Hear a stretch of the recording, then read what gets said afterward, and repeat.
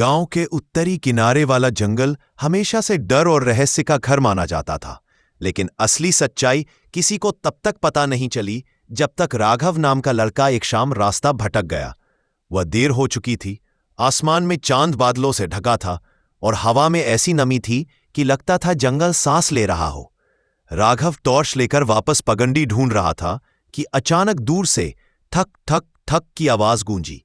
किसी ने अंधेरे में लकड़ी काटी हो, पर इतनी रात को उत्सुकता और डर दोनों साथ चले। जैसे ही वह करीब पहुंचा, उसे एक बूढ़ा आदमी दिखा, सफेद झुर्रियों वाला चेहरा, फटे कपड़े और हाथों में पुरानी जंग लगी कुल्हाड़ी। लेकिन सबसे डरावनी बात यह थी कि उसके हाथ पूरी तरह पारदर्शी थे, जैसे धुएं से बने हों। कुल्हाड़ी जब भी गिरती, पैर नहीं कटता, हवा चीखती हुई फटती। राघव पत्थर की तरह जम गया।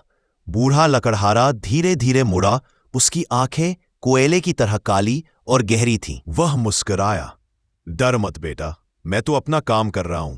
उसकी आवाज इतनी धीमी कि लगता था हवा बोल रही हो। राघव ने कांपते हुए पूछा, आप इंसान हैं या? बूढ़ा हंसा, इंसान था जब जंगल जिंदा था। पेड़ों को बचाते बचाते मैं खुद पेड़ों में बंध गया। तभी हवा तेज हुई और राघव ने देखा कि लकड़हारे के पैरों के नीचे जमीन में गहरी जड़ें उभरी हुई थी, जैसे किसी पुराने पेड़ से जुड़ी हों। लकड़हारा बोला, लोग कहते हैं मैं पेड़ काटता हूं, पर सच ये है कि मैं पेड़ों की रक्षा करता हूं।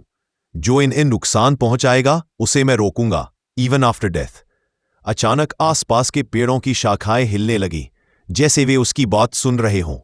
राघव डरकर पीछे हटने लगा, लेकिन लकड़हारे की आवाज फिर आई, भाग मत, अगर तूने कभी जंगल को चोट नहीं पहुंचाई तो तू सुरक्षित है। उसकी कुल्हाड़ी हवा में उठी और तेज चमक हुई। अगले ही पल वह गायब था, सिर्फ गिरी पत्तियां और ठंडी हवा बची थी। राघव किसी तरह दौड़ते भागते गांव पहुंचा। उसने पूरी घटना बताई, पर किसी ने विश्वास नहीं किया।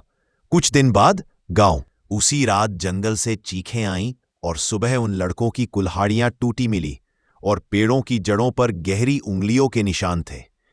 गांव में आज भी शाम होते ही थक थक थक की आवाज आती है, लेकिन कोई देखने नहीं जाता। सब जानते हैं वह बूढ़ा लकड़हारा अब भी वही है, हवा में कुल्हाड़ी चलाता, पेड़ों की रखवाली करता और हर उस इंसान की तलाश में रहता है जो जंगल को नुकसान पहुंचाने आए। कहते हैं अगर कोई रात को जंगल में जाए तो सबसे पहले हवा फुसफुसाती है, मैं अब भी काम करता हूं, मौत के बाद भी।